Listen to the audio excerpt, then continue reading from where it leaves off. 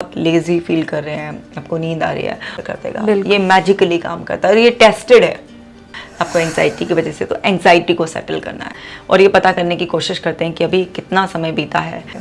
कुछ चीज़ें ऐसी होती हैं जो अनरिजॉल्व हमारे अंदर होती हैं, मतलब है कि आपका कॉन्शियस माइंड सरेंडर नहीं कर रहा है।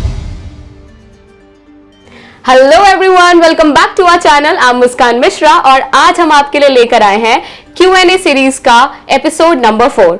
चैटर बॉक्स सीरीज का ये एपिसोड नंबर 4 है और यहाँ हम बात करेंगे आज इंसोम्निया से रिलेटेड प्रॉब्लम्स के बारे में। पिछले एपिसोड में हम लोगों ने काफी सारे प्रॉब्लम्स के आंसर डिस्कस किए एंड आप सभी को हम दिल से थैंक यू बोलना चाहते हैं for your positive feedback and your constant support. And I think आप सभी लोग बहुत देर से वेट कर रहे हैं, सो मैं आपका ज्यादा टाइम नहीं लूंगी। I would love to invite, I would love to introduce our very own, your favourite, she is none other than doctor Kashika Jain ma'am. Thank you Muskan. Hello my dear ones, कैसे हो मैम आप? मैं बिल्कुल अच्छी हूँ, आप कैसे हो Muskan? Wonderful ma'am.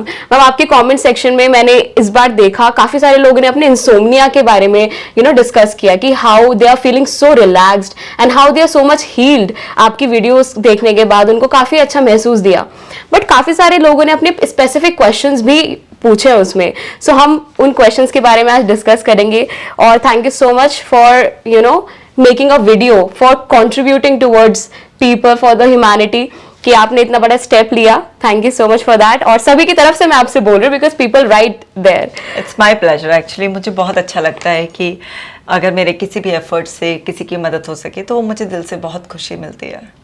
Wonderful. So ma'am मैं आपसे पहला क्वेश्चन पूछती हूँ। इट्स फ्रॉम लक्ष्य। मैम, सोते समय मेरे माइंड में कुछ ना कुछ चलता रहता है जिसकी वजह से नींद नहीं आती, कोई सोल्यूशन बता दीजिए। अगर आपके मन में सोते वक्त कुछ चलता रहता है और आपको पता चल रहा है, क्योंकि सोते वक्त भी बहुत कुछ चलता है हमारे मन में, क्योंकि हमारा सबकॉन्शियस माइंड एक्टिव रहता है। yes. वो रात को इन्फॉर्मेशन को सेटल करता रहता है। बस ये है कि हमें पता नहीं चलता, क्योंकि उस टाइम पर हमारा कॉन्शियस माइंड सरेंडर कर देता है और हमें नींद का एहसास होता है। तो हमारा शरीर और हमारा कॉन्शियस माइंड सोता है रात को, सबकॉन्शियस माइंड रात को भी वर्क करता रहता है। अब वो क्या वर्किंग चल रही है आपके अंदर, क्या चल रहा है, अगर इसका आपको पता चल रहा है तो इसका मतलब है कि आपका कॉन्शियस माइंड सरेंडर नहीं कर रहा है, शांत नहीं हो रहा है। तो आपका कॉन्शियस माइंड आपकी सेंसेस से कनेक्टेड है। तो अपनी सेंसेस को रिलैक्स करने की अगर आप एक्सरसाइजेस करते हैं, सोने से पहले आप कोई माइंडफुलनेस मेडिटेशन करते हैं, कुछ अफर्मेशंस करते हैं आप, और रिलैक्सिंग एक्सरसाइज हो सकती हैं। कुछ लोगों को अगर वो गुनगुने पानी से नहाते हैं तो बहुत अच्छा फील होता है, उसमें थोड़ा सा सॉल्ट भी डाल लेते हैं तो उन्हें बहुत रिलैक्सिंग फील होता है। पैरों की मालिश करने से या इवन हेड मसाज करने से, नाक में घी डालने से, बहुत सारी ऐसी एक्टिविटीज़ हैं ये जो बहुत हेल्पफुल होती हैं आपके कॉन्शियस माइंड को रिलैक्स करने के लिए। अब जब आप अपने कॉन्शियस माइंड को इन रिलैक्सिंग एक्टिविटीज़ से शांत करेंगे, या आपने नोटिस किया कि कुछ आपके दिमाग में है जो अभी ऑनगोइंग वरी है, या कुछ हुआ था आप वहाँ स्टक हो गए हैं, या कुछ होने वाला है वहाँ पर स्टक हो गए हैं, अगर आप माइंडफुल हैं, आप अवेयर हैं, तो आप उसे ज़रूर लिख दें पेपर पर कि क्या आपकी वरी है, क्यों आपका माइंड सरेंडर नहीं कर रहा है, तो क्या आपकी वरी है। अगर आप थॉट्स के बारे में अवेयर हो रहे हैं कि क्या आपके अंदर चल रहा है, तो आप पेपर पे लिखें उसे, उसके क्या सॉल्यूशंस आपके पास ऑलरेडी हैं, क्या आप आसपास के लोगों से मदद ले सकते हो, और क्या ऐसा है जो आपको एक्सेप्ट करना पड़ेगा, लेट गो करना पड़ेगा, मतलब आपके कंट्रोल से बाहर की चीज़ है। इस तरह से आप कैटेगराइज कर लें, तो वो जो आपके दिमाग में चलता रहता है वो आपको पता चल रहा है, तो आपको ये भी पता है ना कि क्या है। तो इस तरीके से आप उसका लिखकर सोल्यूशन करें।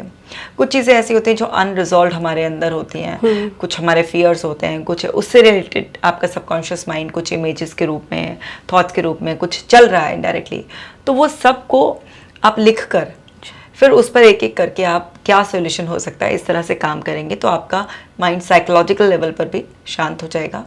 और रिलैक्सिंग एक्टिविटीज़ से आपकी जो सेंसेस हैं वो बहुत रिलैक्स हो जाती हैं, तो उससे आपको कॉन्शियस माइंड तक वो फालतू की इन्फॉर्मेशन को रोटेट करना बंद कर देती हैं।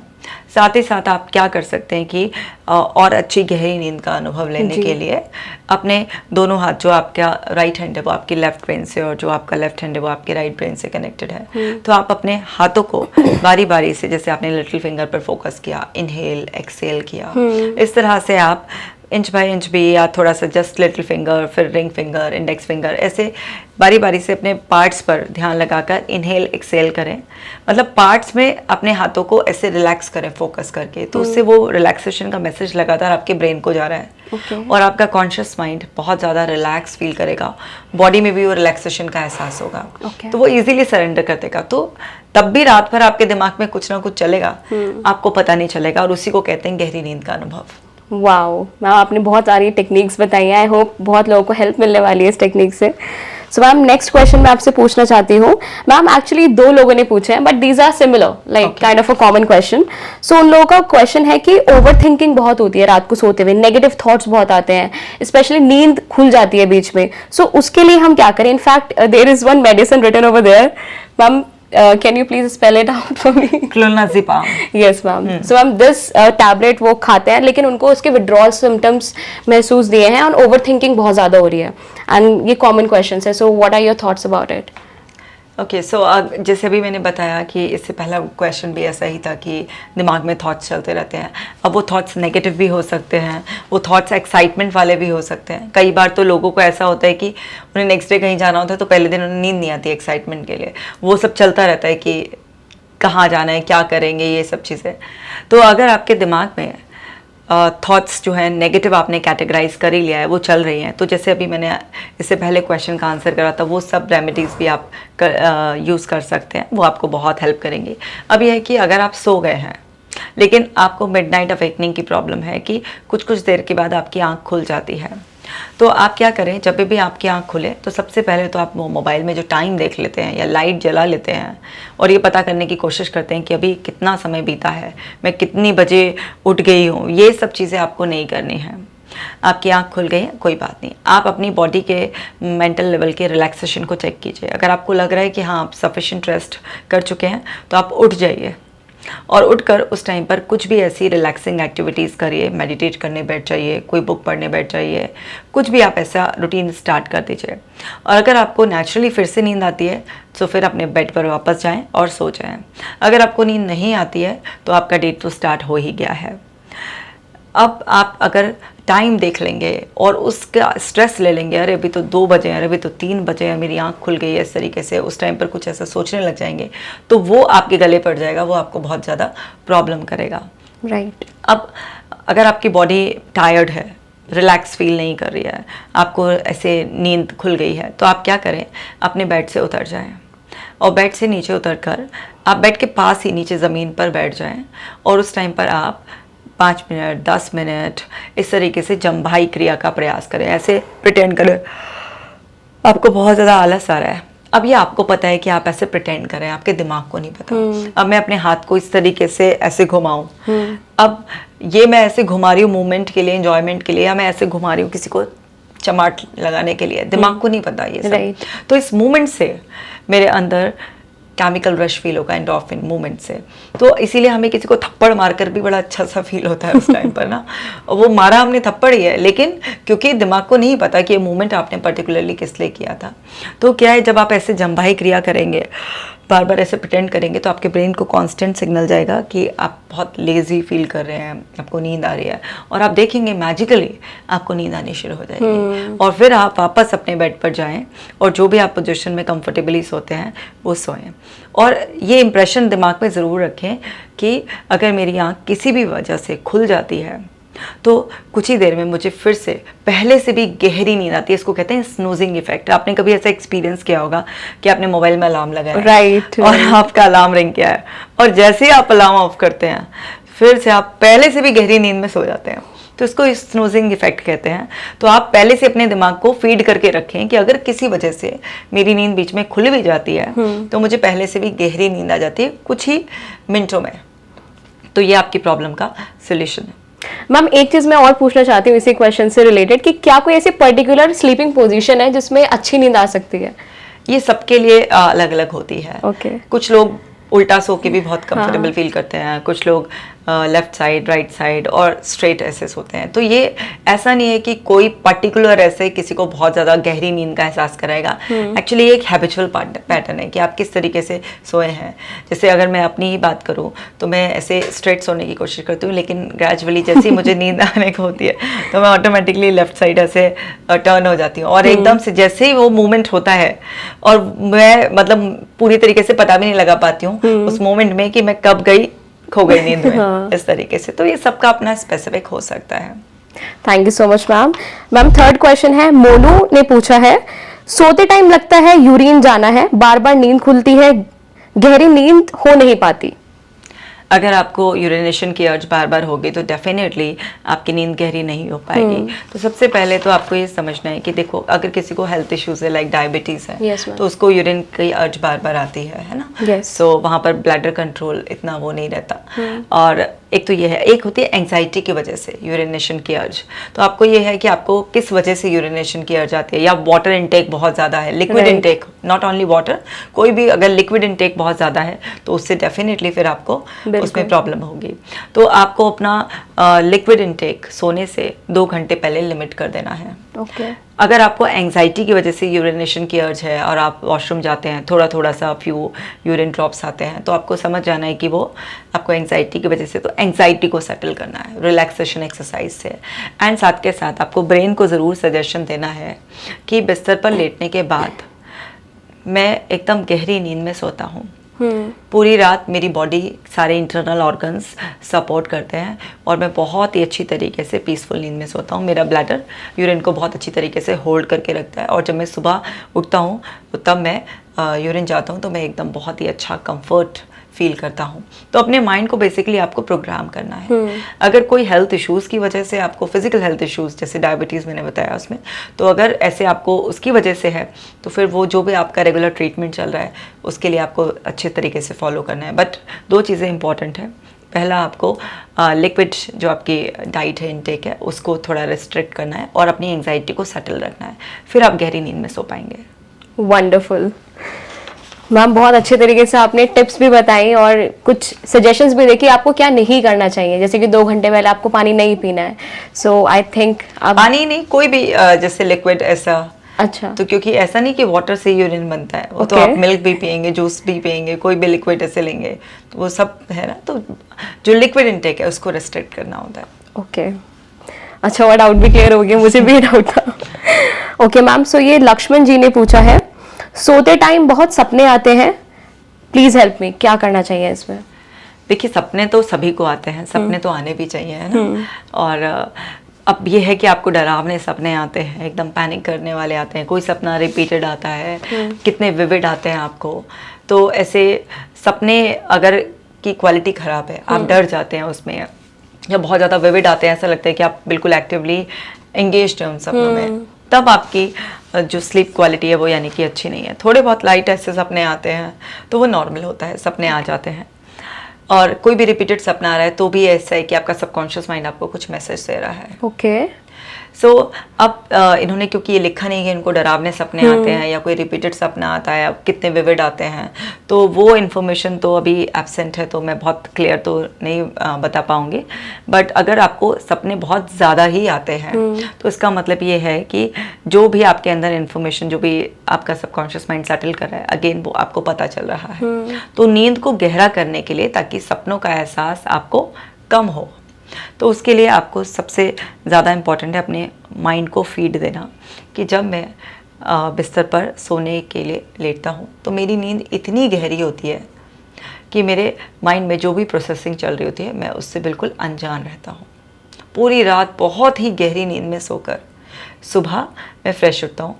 अगर किसी दिन मुझे कोई सपना आता भी है तो मुझे वही सपना याद रहता है जिससे मेरी लाइफ में कुछ वैल्यू एडिशन होता है, मुझे मेरी कोई प्रॉब्लम का सोल्यूशन मिलता है। तो जब आप अपने माइंड को ये एक फीड दे देंगे, एक लीड कर देंगे अपने माइंड को, तो आपका माइंड एक्चुअली बस आपको कमांड से ही देना आना चाहिए। Right. वो आपके ओबीडेंट सर्वेंट की तरह काम करेगा। तो आपने अगर अपने दिमाग में ये फीड कर दिया कि मुझे केवल वही सपना याद रहता है जो मेरी किसी प्रॉब्लम का सोल्यूशन लेकर आता है, मेरी लाइफ में कुछ वैल्यूडेशन करता है, तो आपको वही सपने याद रहेंगे और बाकी सबको आपका माइंड ऑटोमेटिकली फिल्टर कर देगा। ये मैजिकली काम करता है और ये टेस्टेड है, ये 100% टेस्टेड है। आप कर कर तो देखिए। तो इसमें कुछ दिनों का एक्सपेरिमेंट करना होता है। आपको लगातार अपने ब्रेन को 21 डेज तक मिनिमम आप सजेशन देंगे, तब जाकर वो उस तरीके से आपके जो फीड किया है उसके अकॉर्डिंग प्रोग्राम हो जाएगा और आपका रिफ्लेक्शन मिलना शुरू हो जाएगा। वंडरफुल। आप इस एफर्मेशन जो मैम ने बताया है, एक फीड जो देना है आपको अपनी ब्रेन को, वो आप उसको अच्छे से याद करना, उसको लिख भी सकते हो ताकि आप बिल्कुल आप लिखने में कंफर्टेबल नहीं, लिखिए। मैं हमेशा कहती हूँ यहाँ पर ब्रेन पॉइंट्स होते हैं, तो आप जब भी लिखते हैं तो वो इन्फॉर्मेशन जल्दी आपके दिमाग में फीड होती है। अगर आप लिखने में इतना कंफर्टेबल नहीं है, क्योंकि लोगों की एक्चुअली आदत छूटी हुई होती है लिखने की, तो आप बोल भी सकते हैं और पिक्चर भी कर सकते हैं अपने आप को रात को गहरी नींद में सोता हुआ। वाओ, जो आपके लिए काम करे आप वो कर सकते हैं। ओके मैम, सो फोर्थ क्वेश्चन है, सोफिया जी ने पूछा है, नींद आ जाती है बट 4 बजे फिर से खुल जाती है, तो इसका कोई सोल्यूशन बताइए। 4 बजे नींद खुलना किस्मत वालों की नींद अपने आप खुलती है। 4 बजे ब्रह्म मुहूर्त में अगर आप उठ जाते हैं तो सोचिए ईश्वर का कोई बहुत ही अच्छा इशारा है। 4 बजे के बाद सोना का कोई एक्चुअल में हम भारतीयों के लिए देखा जाए, हमारी पूरा इतिहास उठाया जाए और सब चीज़ें शास्त्र उठाए जाए और साइंटिफिक बेनिफिट्स भी हैं। ऐसा नहीं है कि कहीं किसी उनमें लिखा है कि 4 बजे ब्रह्म मुहूर्त में उठना है। आप उठकर देखिए और उठकर धन्यवाद कीजिए भगवान का कि आप 4 बजे उठ गए। आप लकी हैं, आपकी ज़िंदगी में कुछ बहुत बेटर होना है, इसलिए आपकी 4 बजे आँख खुल रही है और आप अपने दिन की शुरुआत करिए। आपको 30 दिन में ज़मीन और आसमान का अंतर अपनी ज़िंदगी में नज़र आ जाएगा। तो इसके अब साइंटिफिक एविडेंस भी है कि सुबह उठने से हमारे अंदर जो एनर्जी का फ्लो फुल डे रहता है, हमारा जो कॉग्निटिव फंक्शन है वो कितना अच्छी तरीके से होता है, हमारी मेमोरी पर इसका कितना पॉजिटिव इफेक्ट पड़ता है, ओवरऑल हमारी एनर्जी ही इतनी प्योरीफाई रहती है। उस टाइम पर आप जो भी कुछ करते हैं उसका एक डीप पॉजिटिव इम्पैक्ट आपकी ज़िंदगी पर पड़ता है। तो ये तो बहुत ही अच्छी बात है। 4 बजे उठने के बाद सोने की कोशिश ना ही करें तो ज़्यादा अच्छा है। हाँ, अगर लेकिन आप सो रहे हैं 2 बजे और फिर 4 बजे उठ रहे हैं तो प्रॉब्लम हो जाएगी। लेकिन अगर आप 10 बजे तक सो जाते हैं तो 4 बजे उठ रहे हैं तो अपने आप को खुशकिस्मत मानिए कि 4 बजे उठ रहे हैं। दोबारा सोने की कोशिश ना करें तो ज़्यादा अच्छा है। और अगर कोई स्पेसिफिक प्रॉब्लम है, जैसे आप 2-3 घंटे की नींद हो पाती है, पता चला 1 बजे सोया है, तो आप दोबारा से अपना क्वेश्चन पोस्ट कर दीजिए, फिर मैं उस हिसाब से आंसर दूंगी। Right.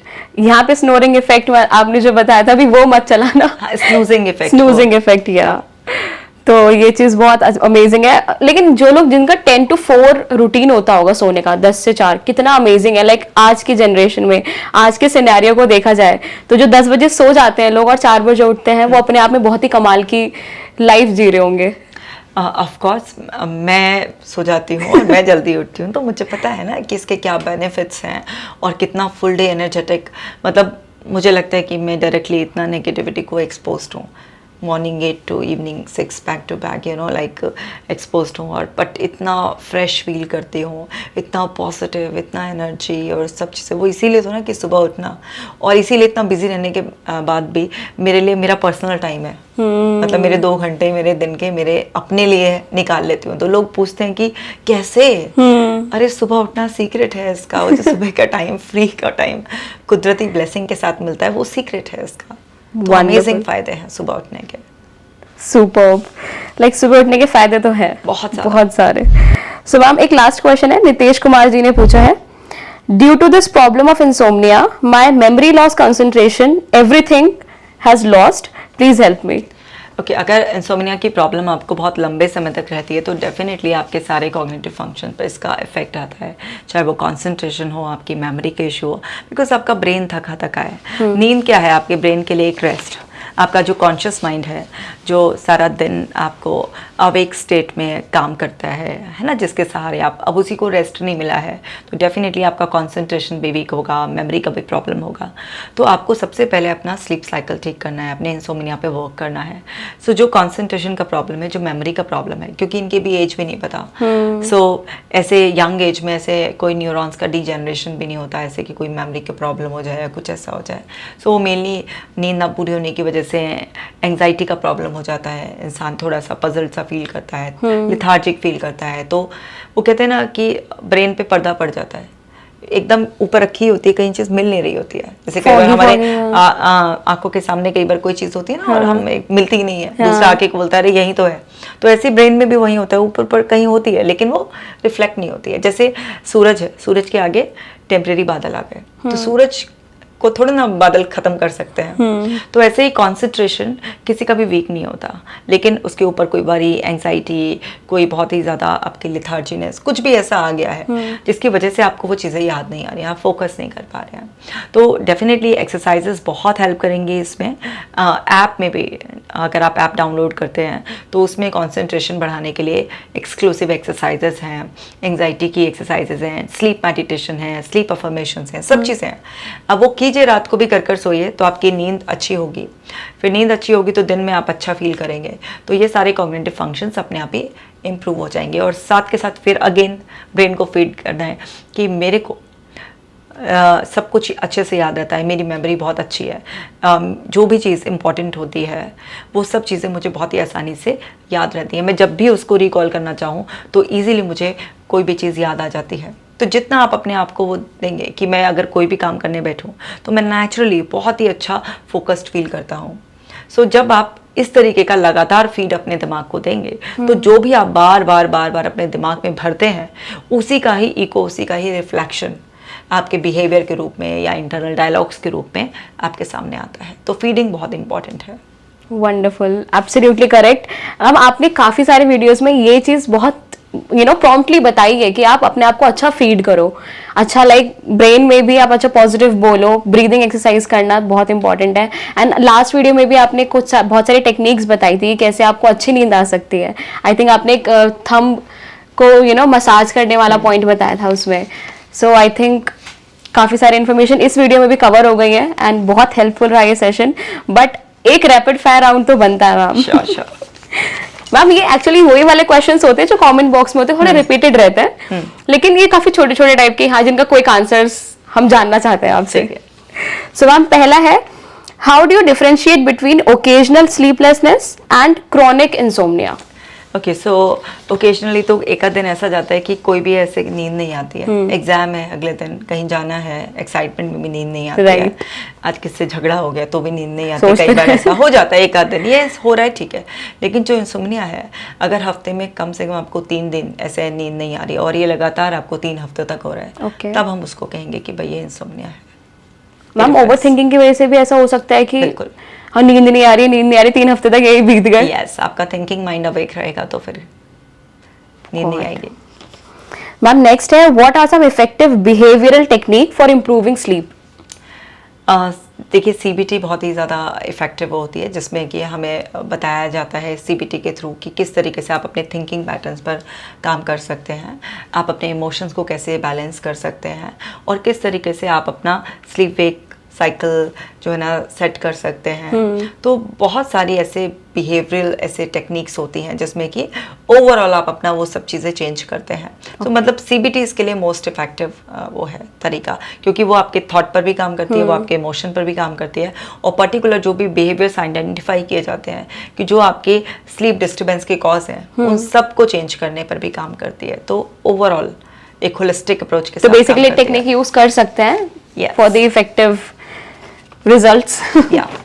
Okay ma'am, third is, what impact does screen time have on sleep? ये तो बहुत होता होगा। Okay, so blue light exposure आपके मेलाटोनिन प्रोसेस को रोक देते हैं, और मेलाटोनिन स्लीप हार्मोन है, अगर वो रिलीज ही नहीं होगा तो आपको नींद कैसे आएगी, और आएगी भी तो वो कच्ची पक्की नींद ऐसे ही आएगी, आप सफ़र करेंगे। तो स्क्रीन टाइम तो 1 घंटा पहले बंद हो जाना चाहिए। हमेशा से जैसे लाइट्स ऑन रहती है तो उससे भी कुछ इम्पैक्ट पड़ता है? ऑफकोर्स, आप अवेक स्टेट में रहते हो, आपके ब्रेन को कैसे पता चलेगा ना, पहले डार्क हो जाता था, पहले, अभी तो क्या है ना कि रात को 12 बजे भी पता नहीं चलता है कि रात हो गई है, क्योंकि इतना लाइट्स का एक्सपोजर है। लेकिन पहले देखिए कि नेचुरल लाइट के जाते ही रात को इतना कोई लाइट का वो सिस्टम नहीं था, तो लोग कितना जल्दी सो जाते थे। पहले नींद की प्रॉब्लम्स इतनी कहाँ थी, बहुत कम सुनने में।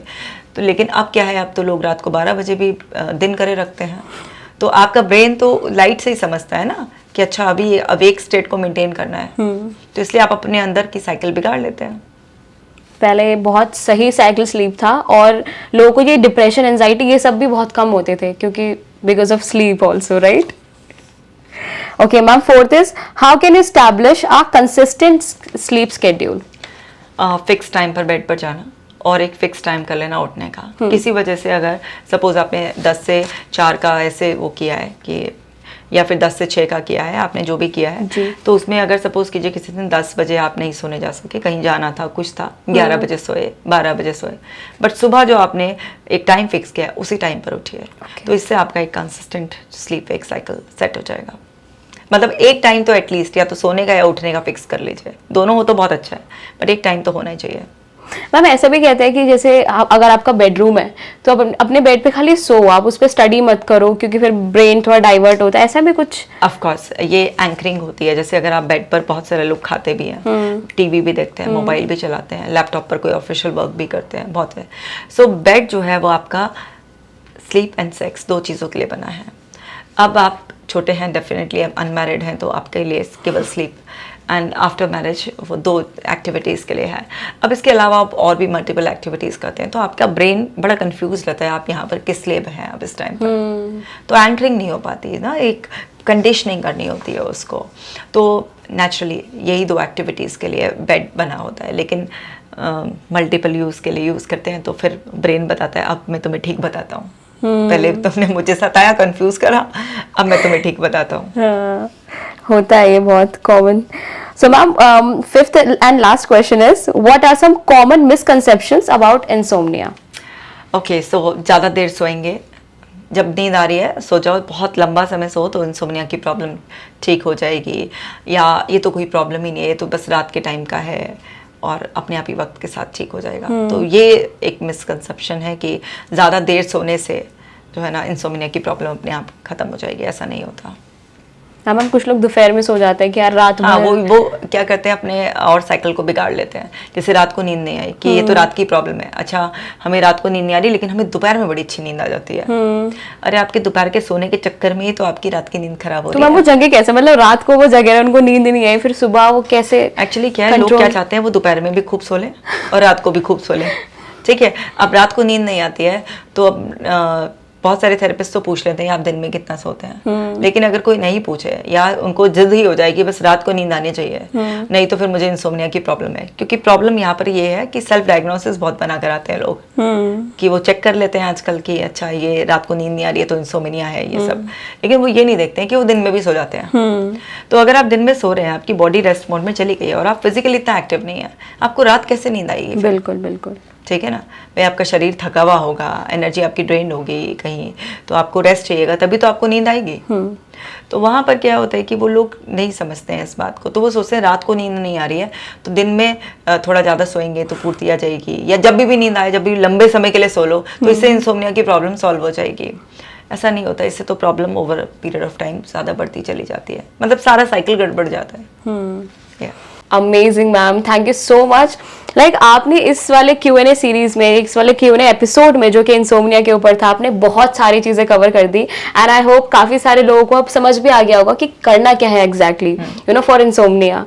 सो गाइस, थोड़ा सा और स्पेसिफिक क्वेश्चंस पूछना ताकि मैम को प्रॉब्लम ना हो। आपके काफी सारे क्वेश्चंस ना हाफ रहते हैं, तो थोड़ा सा और डिटेल में होंगे कि आपकी एज क्या है, एक्चुअल में किस वजह से ये प्रॉब्लम आपको लगता है कि हो रही है, तो थोड़ा सा और स्पेसिफिक आप लिखें ताकि आपको ही और क्लैरिटी मिले आंसर्स में, राइट?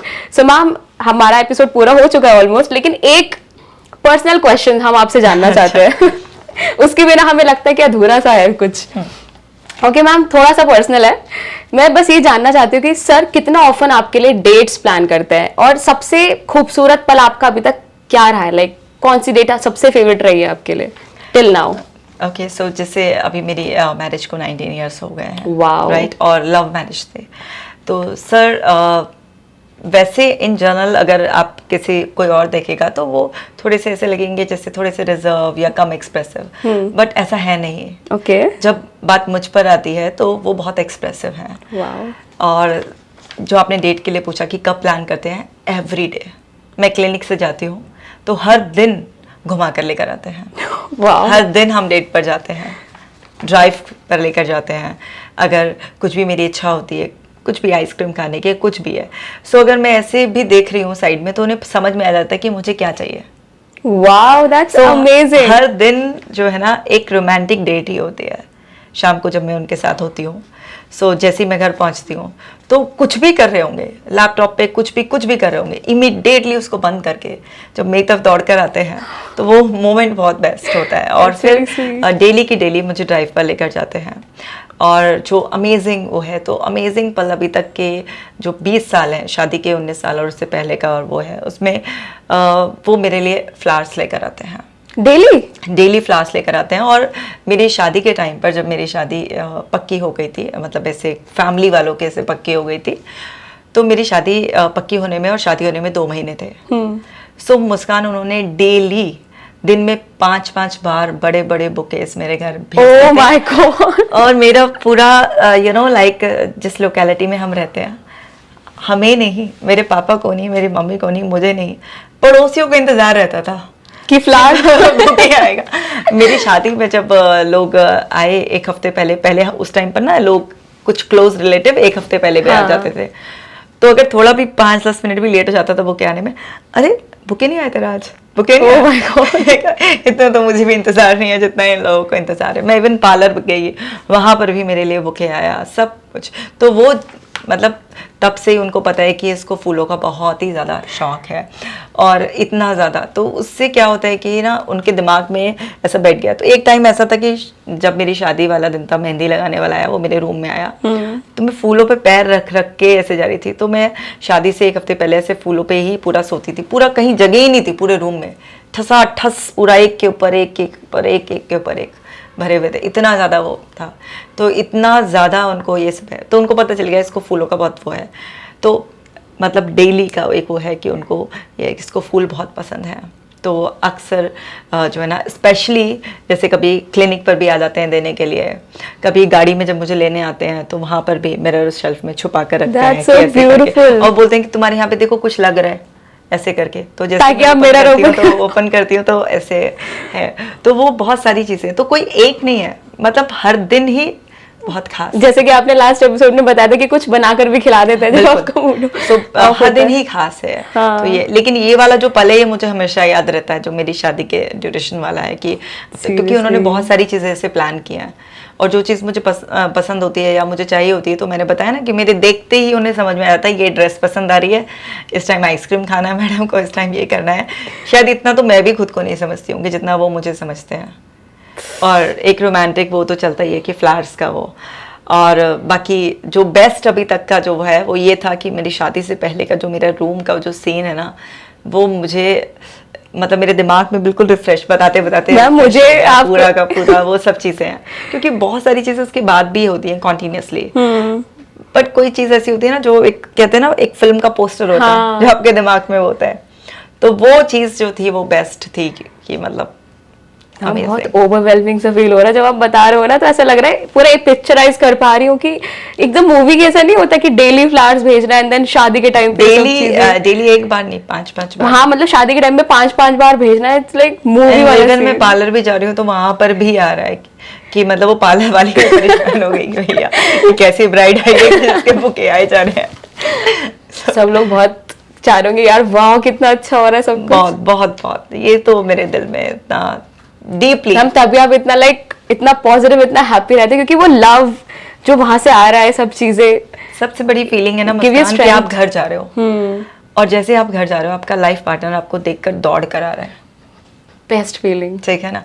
सो ये बेस्ट फीलिंग होती है कि अगर वो कुछ भी कर रहे हैं, ऐसा तो नहीं है ना कि लैपटॉप पे बैठ के टाइम पास कर रहे हैं, अपना काम ही कर रहे हैं, राइट। बट वो आपको इतनी इंपॉर्टेंस दे रहे हैं कि उसे फौरन वहीं पर पॉज कर एक पर्सन आपको अटेंशन देने के लिए आ रहा है। आपका बच्चा है जो आपको देखते ही दौड़ रहा है आपकी तरफ हक करने के लिए। सो ये एक बेस्ट फीलिंग होती है। और फिर हम लोग जाते हैं डेली घूमने के लिए, तो हर दिन डेट है। तो अब आप मुझसे पूछोगे जब इतनी सारी डेट्स इकट्ठी हो गई हैं इनमें से बेस्ट कौन थी, तो मेरा आंसर है हर दिन बेस्ट है, हर डेट बेस्ट है। मैम मेरे को आपकी बात सुन के लग रहा है कि सर के साथ एक पॉडकास्ट करना पड़ेगा और आप दोनों का पूछना पड़ेगा कि क्या चीज कैसे ऐसे इतना अच्छा कैसे है, ताकि और लोगों को भी हेल्प मिल सके। श्योर बुला लेंगे उनको भी, एक दिन बुला लेंगे उनको भी। बिल्कुल मैम, सर का तो पक्का हमें जानना है थिंकिंग थॉट प्रोसेस कैसे, ताकि बाकी मेल्स को भी हेल्प मिले कि आपको इतना खुश रखता है sir. Thank you so much ma'am, literally मुझे बहुत अच्छा लग रहा है जान के। मैम लास्ट बार आप कुछ कहना चाहते हो इस एपिसोड के लिए? Of course, so my dear ones, जैसे मुस्कान ने भी कहा कि प्लीज़ ये जो चैटरबॉक्स Q&A सीरीज़ है ये आप लोगों की हेल्प के लिए, आपके लिए है। सो आप जितना स्पेसिफिक अपना क्वेश्चन लिखेंगे, जितना डिटेल में लिखेंगे, उतना क्लियर मैं आपको आपकी ज़रूरत के हिसाब से आंसर करूँगी, और तभी ये Q&A सीरीज़ का पर्पस ज़्यादा सॉल्व हो पाएगा। तो प्लीज़ अपने क्वेश्चंस पोस्ट करते रहिए। आप मेरे अपने हो, आप भी मेरी एक्सटेंडेड फैमिली हो ना, मेरे परिवार का हिस्सा, मेरे अपने हो आप। अगर आपके साथ कोई भी नहीं है ना इस दुनिया में, तो मैं हूँ आपके साथ। आप अपने क्वेश्चंस ऐसे ही भेजते रहिए और जो मैं बताती हूँ उसे फॉलो करते रहिए, आपकी ज़िंदगी बदल जाएगी। याद रखना, किसी भी मनोवैज्ञानिक समस्या से बिना किसी दवाई के बाहर आना संभव है। और आपको दोबारा कभी ऐसी प्रॉब्लम नहीं होगी। क्यों नहीं होगी? क्योंकि आप इतना समझ चुके होंगे कि अगर कोई प्रॉब्लम आपकी तरफ बढ़ने की कोशिश करेगी तो आप प्रॉब्लम के मुंह पे दरवाज़ा बंद कर दोगे। I'm not interested, जैसा आप है ना, तो बच जाओगे। तो अपना खास ख्याल रखना। Thank you so much everyone, और मिलते हैं नेक्स्ट एपिसोड में। Till then like, subscribe and share to your loved ones, ताकि उनकी भी हेल्प हो सके। Thank you everyone, bye bye.